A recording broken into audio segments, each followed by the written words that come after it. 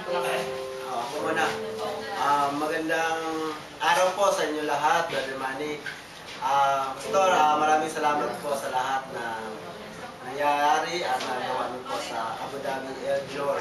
Kami po ay nandito ngayon para po batiin namin kayo ng condolence in behalf of El Jor Church, Abu Dhabi.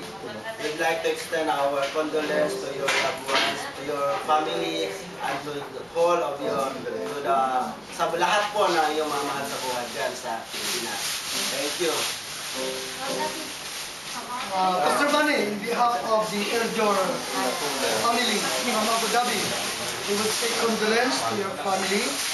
Alam naman natin, Brother Pastor Manny, na ang kamatayan ay susi para makita ng Father ang Diyos na. Nalo na lang sa condolence. Condolence po. Pastor Manny, tanggapin niyo ang aming condolence. Ang punto namin pinabalis kayo. Pastor Manny, kayo po sa pusong nakikiramay sa pagsayaw ng iyong mahal sa buhay. Tanggapin mo ng puso namin panalangin at pakikiramay. Salamat. Condolence po.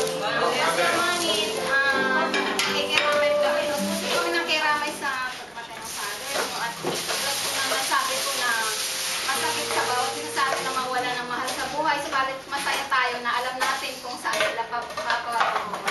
Condolence po sa inyo sa family.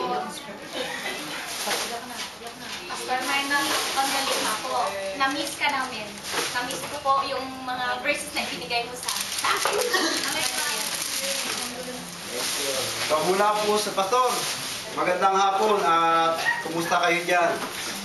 Una sa lahat, kami medyo nalungkot kami sa nabalitaan namin sa Abu Dhabi patungkol sa pagpanaw ng iyong magulang.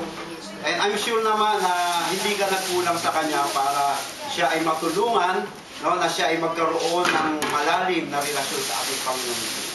Ang importante sa lahat, siya ngayon ay kapiling at kasama at nararanasan niya ang kasaganahan ng pangako ng Diyos sa buhay niya. Father Manny, condolence in behalf of El Jor Abu Dhabi. Condolence! Maraming salamat. Brother Manny, condolence po. Sabi nga sa Book of Psalms, ang sabi doon is precious in the sight of the Lord the death of his saints. So, huwag po tayong huwag na tayo padala na rin. Dami natural na nalulungkot tayo, pero ang sabi sa Philippians 1:21, for to me to live is Christ and to die is kita-kita po tayo sa kabilang buhay. Kaya huwag tayo malungkot. Ginawa pa ako Condolence. ha? Bye-bye.